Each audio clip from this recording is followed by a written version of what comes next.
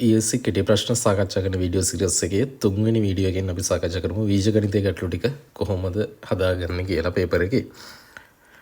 බීජගණිතයේ එන්න පුළුවන් මාතෘකා ටික මම මේ දීලා තියෙන්නේ සරල සමීකරණ විසඳීම, ඊට පස්සේ බීජ පදවල කුඩාම පද ගුණාකාරය හැමදාම ප්‍රශ්නයක්. ඒ වගේම බීජ භාග, එකතු කිරීම, අඩු කිරීම, ගුණ කිරීම, බෙදීම හතරෙන් එකක් එනවා අනිවාර්යෙන්. y = mx තනසයාකාර ප්‍රස්ථාරයක් දීලා අනුක්‍රමණය අහන්න පුළුවන්, අන්තක්ඛණ්ඩය, ඒ වගේම සමීකරණය අහන්න පුළුවන්. පීජ ප්‍රකාශන වල සාධක හොයන්න දෙන්න පුළුවන්. ඒකට ක්‍රම තුනක් තියෙනවා. මතක් කරගන්න මේ සියල්ල විභාගයට යන්න කලින් වර්ගජ සමීකරණ වස්තුවෙන් ගැටලු දෙන්න පුළුවන්. වර්ග සමීකරණ දීලා විසඳන්න, විසඳුම් ලියන්න දෙන්න පුළුවන්. න්‍යාස අවුරුදු දෙක තුනක් නම් ආවේ නෑ න්‍යාස.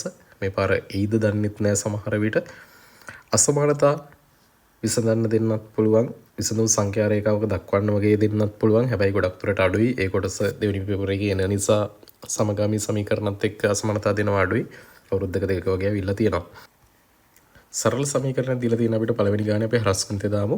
x ඍණ 3 සමානයි 10යි කියලා එනවා. ඍණ 3 අනිත් පැත්තට අරන් ගියොත් x සමානයි 10 ධන 3. ඒ කියන්නේ x ලගය 13යි කියලා අපිට ගන්න පුළුවන්. මේ වගේ විජ්‍ය භාගය ඇතුළත් සමීකරණ තමයි ගොඩක් වෙලාවට හම්බ වෙනවා නම් සරල සමීකරණයක් විසඳන්න අපිට හම්බ වෙන්නේ. 50 වෙනි ගාන. ඒක ඉස්සෙල්ලා ධන එක අරන් යන්න වෙනවා එහා පැත්තට. x බෙදීම 5 සමානයි 3 ධන එක එහා පැත්තට ගෙනිච්චොත් ඍණ එක වෙනවනේ. 3 එකක් අඩු වුණාම 2යි. හරස් ගුණිතය දාමු. x සමානයි 5 වරක් 2 10යි කියලා ලියන්න පුළුවන්. මේ ප්‍රශ්නේ විජ්‍ය භාගයක් තියෙනවා. විජ්‍ය භාගය ඉස්සෙල්ලා අඩු කරගන්න වෙයි. ඒකට අපි හරිය සමාන කරගමු. හරිය සමාන කරගත්තොත් 4ෙන් ගුණ කරන්න වෙනවා පළවෙනි භාගය. 4 බෙදීම 4x කියලා එනවා. අඩු කිරීම 3 බෙදීම 4x සමානයි 8න් 3යි. අපිට මේක තව ටිකක් සුළු කරගන්න පුළුවන්. 4න් 3ක් අඩු කරාම 1යි ලවය. හරය වෙනසක් වෙන්නේ නැහැ. පොදු හරයමයි. මේ පැත්ත 8 බෙදී 8න් 3යි නේ. හරස් ගුණිතය දාමු. 3 වරක් 4 කියන්නේ 12යි x සමානයි 8යි කියලා එනවා. අපි දෙපැත්ත 12න් බෙදමු. දෙපැත්ත 12න් බෙදුවොත් උත්තරය සරල කරලා තියාගමු නේද? 8 බෙදීම 12 කියන්නේ අපිට මේක භාගයක් ලෙස තියෙන එක පහසුයි. 4 ඒවත් 1යි 8ට, 4 ඒවත් 3යි 12ට. එහෙනම් උත්තරේ 3න් 2යි. කුඩාම පොදු ගුණාකාරය හොයන්න කියලා කියනවා. අපි දන්නවා 4යි x වර්ගය y කියන්නේ 4 කියන්නේ 2 වර්ගය. x වලත් දෙවෙනි බලයක් තියෙනවා, y වල පළවෙනි බලයක් තියෙනවා. ඒ වගේම 6යි xy කිව්වම එක 2 පළවෙනි බලය, 3 පළවෙනි බලය, x වල පළවෙනි බලය සහ y වල පළවෙනි බලය කියලා ලියන්න පුළුවන්. ඒ වගේම 3යි y වර්ගය කියන එක අපිට ලියන්න පුළුවන්. 3 පළවෙනි බලය, y වල දෙවෙනි බලය කියලා. ඔය ටිකෙන් අපි හොයාගමු එකිනෙකට වෙනස් පාදවල වැඩිම බල තියෙන්නේ කීයද කියලා. 2 දෙවෙනි බලය තමයි වැඩිම තියෙන්නේ. හරි. 3 පළවෙනි බලය තියෙනවා, x වල දෙවෙනි බලය තියෙනවා, y වල තියෙනවා දෙවෙනි බලය. කුඩා පොදු ගුණාකාරය වෙන ඔය ටිකේ ගුණිතය 2 දෙවෙනි බලය 4යි, 4 වරක් 3 12යි, x වර්ගය y වර්ගය 12යි x වර්ගය y වර්ගය කියලා උත්තරේ ගන්න පුළුවන්. ওই ක්‍රමයට තමයි අපි කුඩා පොදු ගුණාකාරය හොයාගන්නේ. ඊළඟටත් දීලා තියෙන මේ වගේ කුඩා පොදු ගුණාකාරය හොයන ගානක් පුරුදු වුණාට පස්සේ මේක නිකම්ම හදාගෙන යන්නත් පුළුවන්. 2යි xy සහ 4යි y වර්ගය තියෙනවා. එහෙනම් මේක 2 සහ 4 කුඩා පොදු ගුණාකාරය 4 xy වර්ගය 4යි xy වර්ගය. පුරුදු නම් මේ විදිහට හදන්න ගැටලුවක් නැහැ. නැත්තම් කලින් ක්‍රමය පාවිච්චි කරන්න. 54 විජ්‍ය භාග එකතු කිරීමක් තියෙන්නේ. හරිය සමාන කරගමු අපි. 1 කියන එක අපි ගුණ කරමු 2කින්, x කියන එකත් ගුණ කරමු 2කින්. 2x වලින් එක මෙතන තියෙන්නේ. මෙතන එනවා 2 බෙදීම 2x කියලා. අනික තියෙන්නේ 2x වලින් 1. දැන් ඔක එකතු කරගන්න තියෙන්නේ 2x වලින් 3 කියලා උත්තරේ දාගන්න පුළුවන්. 2x වලින් 3. ඊළඟට අඩු කිරීමක් තියෙන අපි ඒ වගේ 4x කරගමු 2කින් ගුණ කරලා 4x වලින් 2 වෙනවා. මෙතන 4x වලින් 1 තියෙන්නේ. අඩු කරාට පස්සේ උත්තරේ 1 බෙදීම 4x කියලා දාගන්න පුළුවන් අපිට. ඊට පස්සේ විජ්‍ය භාග ගුණ කිරීමක් තියෙන්නේ. මේක නම් සාධක කපන්න පුළුවන් අපිට බලන්න. y ට y එකක් කපලා දාන්න පුළුවන්, x ට x එකක් කපලා දාන්න පුළුවන්. 3ට 3 ඒවා 1යි, 6ට 3 ඒවා 2යි. අවසානට උත්තරේ ලියමු. 9 කරක් 5 කියන්නේ මෙතන 5යි. තව y එකක් ඉතුරු වෙලා තියෙනවා. ඒ වගේම හරේ ඉතුරුනේ 2. 5යි y බෙදීම 2යි කියලා අපිට උත්තරේ ගන්න පුළුවන් ඒකට. බෙදීම එන්නත් පුළුවන්. බෙදීම આવොත් මොකද කරන්නේ? මේ බලන්නකෝ. මේකදී අපි 3යි බෙදීම 10යි b කියලා ලියමු පළවෙනි භාගයේ. බෙදීම ගුණ කිරීමක් කරලා පරස්පරය ගමු දෙවෙනි භාගයේ. එහෙමනේ අපි සාමාන්‍යයෙන් භාග ගැටලු හදන්නේ. දැන් සාධක කපන්න පුළුවන්.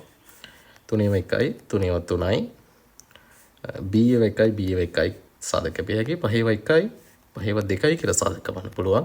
අවසාන උත්තරය එනවා ලවයේ a ඉතුරු වුණා දෙවරක් 3 6ක් ඉතුරු වුණා හරියි. ඔය විදිහට තමයි බීජීය භාග වලින් ගැටලුවක් ආවොත් අපි හදාගන්නේ එකතු කිරීම අඩු කිරීම ගුණ කිරීම බෙදීම ඕන එකකට සූදානම් වෙලා යන්න මොකක් ආවත් හදන්න පුළුවන්. AB මගින් නිරූපණය සරල රේඛාවේ අනුක්‍රමණය යනවා. අනුක්‍රමණය හොයන්න මෙන්න මේ ක්‍රමය මතක තියාගන්න. අපි ස්ථාන දෙකක මෙන්න මේ ලකුණු කරපු ස්ථානේ බලන්න කණ්ඩායම් දාගන්න පුළුවන් නේද කියලා බිඳුවේ දෙක කියලා. කොහේ හරි කමන්නේ ප්‍රස්ථාර ස්ථාන දෙක කණ්ඩායම් අතර ගමු. මේ ස්ථානයේ 2 6. හරි මම ලේසි ක්‍රමයක් කියා දෙන්නම්. XY දෙපැත්තට දාගෙන මේ කණ්ඩායම් දෙක දාගන්න. 2 6 අනික තමයි බිඳුවේ 2. කොහේ හරි ලක්ෂ දෙක කණ්ඩායම් දැනගන්න විතරයි ඕනි. 6න් දෙකක් අඩු කරමු අපි. 4යි. මේ වෙනස බලන්නේ.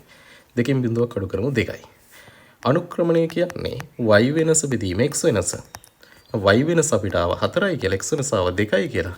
එහෙනම් අනුක්‍රමණය 2යි. 4 බෙදීම 2 කියන උත්තරේ 2යි. මේ ක්‍රමය පාවිච්චි කරන්න පුළුවන්. මෙහෙම ගානක් આવොත් හදාගන්න අනුක්‍රමණය හොයන්නත් පුළුවන්. අන්තකණ්ඩ ඕන නම් මේක හොයන්න කිව්වනම් ඒත් 2යි. මොකද 2 හරහට ගිහින් තියෙන y ඡේදනය කරලා නේද? ඒ වගේම සමීකරණ ලියා ගන්නත් පුළුවන් y සමානයි mx ධන c ආකාරයට. යන් ඊළඟ ගන්නට. මේ බලන්නකෝ. මෙහෙම දුන්නොත් ඒත් අපි ඒ ක්‍රමය යොදාගමු. මේ ස්ථානයේ කණ්ඩාංකය බිඳුවේ 3. මේ ස්ථානයේ කණ්ඩාංකය 6 බිඳුව. අපි ඉස්සෙල්ලා වැඩේම කරමු xy දාගෙන ඔන්න මම ලියනවා 6 බිඳුවයි බිඳුවේ 3යි. හරි මම අඩු කරන්න යන්නේ. බිඳුවෙන් 3ක් අඩු කරාම ඍණ 3යි. 6න් බිඳුවක් අඩු කරාම 6යි. මේකේ අනුක්‍රමණය හොයමු. m සමානයි y බෙදීම x. y කියන්නේ ඍණ 3යි x කියන්නේ 6යි. ඒ කියන්නේ ඍණ භාගයයි කියලා එනවා අනුක්‍රමණය. අනුක්‍රමණය ඍණ භාගයයි. අපි අන්තකණ්ඩය හොයමු. අන්තකණ්ඩය කියන්නේ y කපන මෙන්න මේ ස්ථානය. y කපන්නේ 3න්නේ. අන්තකණ්ඩය කියන්නේ එහෙනම් 3යි කියලා ලියන්න පුළුවන්. සමීකරණයේ එන්නේ y සමානයි mx ධන c වලින්. සමීකරණය y සමානයි mx ධන c. දැන් මේක m සහ c ආදේශ කරා නම් හරි y සමානයි m වලට ආවේ ඍණ භාගයයි. එහෙනම් ඍණ භාගයයි x ධන c වලට ආවේ 3යි. එහෙනම් සමීකරණය වෙන්නේ y සමානයි ඍණ භාගයයි x ධන 3. ඔය තුන හොයන්න පුළුවන් නම් ගාන හදාගන්න පුළුවන් පේපර් එකේ ඕනේ පේපර් එකකට එන ගානක් හදාගන්න පුළුවන්. හරි අනුක්‍රමණය හොයන හැටි මතක තියාගන්න, අන්තකණ්ඩය මතක තියාගන්න, සමීකරණය ලියන්න මතක තියාගන්න. එච්චරයි දැනගන්න ඕනි. මේ බලන්නකෝ. මේක සමීකරණය අහලා නැහැ අනුක්‍රමණය සහ අන්තකණ්ඩය අහලා. අපෙන් මේකෙදි මේ රූපේ දීලා නෙවෙයි නිහන්නේ. හැබැයි අපිට කණ්ඩායම් ටිකක් දීලා නේද? අපි xy ලියාගමු. 5 2 කියලා ලියනවා. බිඳුවේ 2 කියලා ලියනවා. අඩු කරන්න හදන්නේ. 2න් 2ක් බිඳුවයි. 5න් බිඳුවක් 5යි. එහෙනම් අනුක්‍රමණය ලියුව හැකි නේද? කොහොමද? m සමානයි y බෙදීම x. y කියන්නේ බිඳුවයි x කියන්නේ 5යි. උත්තරේ බිඳුවයි. අනුක්‍රමය බිඳුවයි. අන්තකණ්ඩය කොහොමද හොයාගන්නේ? මේ තියෙන්නේ c සමානයි 2යි. මොකද බිඳුවේ 2 කියන්නේ y කපාගෙන ගිහින් තියෙන්නේ 2ේදී අනිවාර්යෙන්. y අක්ෂය කපාගෙන ගිහින් තියෙන්නේ 2ේදී. හරි. යන් ඊළඟ කොටසට. සාධක හොයන්න තියෙන සාධක හොයන්න ක්‍රම කීපයක් දෙන්න පුළුවන්. ගොඩක් වෙලාවකට වර්ග දෙකක අන්තරය, ත්‍රිපද වර්ගජ ප්‍රකාශන, පොදු සාධකයක් වරහණින් පිටර ගන්න වෙන්නත් පුළුවන්. මේක ලියන්න පුළුවන් අපිට x වර්ගය ඍණ 6 වර්ගය කියලා. x වර්ගය ඍණ 6 වර්ගය කියන්නේ වර්ග දෙකක අන්තරය ඇසුරෙන් x ඍණ 6 x ධන 6 කියලා සාධක ලියන්න පුළුවන්. ඊළඟ එක. මේකේ අපිට ලියන්න පුළුවන් 3 වර්ගය x වර්ගය ඍණ 2 වර්ගය කියලා. ඒ කියන්නේ 3x ඍණ 2 3x ධන 2 කියලා වර්ග දෙකක අන්තරයෙන් සාධක ලියන්න පුළුවන්. ඒ බලන්නකෝ. මේකෙදී ඔයාලට කරන්න පුළුවන් ලේසිම වැඩක් තමයි මෙන්න මේ x වර්ගය සහ ඍණ 10 ගුණ කරගන්නකෝ. එතකොට එනවා ඍණ 10x වර්ගයක්. ඍණ 10x වර්ගයේ ගුණිතයෙන් හැදෙන විදිහට මැදපදේ බෙදා ගන්න. බලමු බෙදන්න. x වර්ගය මට 5 වරක් දෙකෙන් 10 හදා ගන්න පුළුවන් නිසා මං මැදපදේ දානවා 5x ඍණ 2x කියලා. දෙකට කඩා ගන්නවා. 5x ඍණ 2x වලට 3x හැදෙනවා. ඒ වගේම ගුණ වෙලා අර ඍණ 10x වර්ගයත් හැදෙනවා. හරි. අපි දැන් සාධකයක් එළියට ගමු. x එළියට ගන්නවා මං x ධන 5 එනවා මෙතන. ඍණ 2ක් එළියට ගත්තොත් මෙතන x ධන 5 එනවා. ඔන්න දැන් x ධන 5 ආයෙත් සාධකයක් එළියට ගන්න පුළුවන්. එතකොට x ඍණ 2 අනිත් සාධකයේ හැටියට ඉතුරු වෙනවා. ත්‍රිපද වර්ග ප්‍රකාශනයකුත් චුට්ටක් බලාගෙන යන්න ආවුත් හදාගන්න පුළුවන් වෙන්න ඕනි ඕනෙම පේපර් එකක. මේක බලන්න. 2x වර්ගය ඍණ 6. ඒක ගුණ කරොත් ඍණ 12x වර්ගය එනවනේ. මම මේ ගුණ කරන්නේ පළවෙනි පදේ අවසාන පදේ. දැන් ඒ අනුව තමයි මැද පදේ හදාගන්නේ මම. 4 වරක් 3න් එනවනේ. 2x වර්ගය ධන 4x මේක මේ ලොකු එකට මම ධන දැම්මේ මැද ධන ඇවිල්ලා තියෙන නිසා ඒක ගන්න ඕනේ නේ. ඍණ 3x ඍණ 6. 2x පිටර ගත්තොත් x ධන 2 ඍණ 3ක් පිටර ගත්තොත් x ධන 2 අවසන් උත්තරය ලියන්න පුළුවන් x ධන 2 2x ඍණ 3 කියලා සාධක දෙක ලියුව හැකියි අපිට.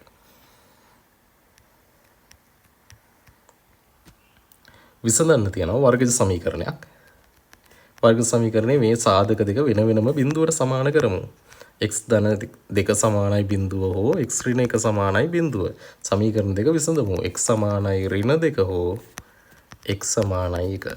ඔන්න එන උත්තර දෙක. සමහර විට එහෙම නැතුව මෙහෙමත් දෙන්න පුළුවන්. මේක ඉස්සෙල්ලා සාධක වෙන් කරගමු. අපි සාධක ගත්තනේ මේකේ නේද? x ඍණ 6 x ධන 6 සමානයි බිඳුව කියලා. දැන් වෙන වෙනම ලියමු සමීකරණ දෙක. x ඍණ 6 සමානයි බිඳුව හෝ x ධන 6 සමානයි බිඳුව. ඔන්න උත්තර දෙකක් එනවා. x සමානයි 6 හෝ x සමානයි ඍණ 6 කියලා.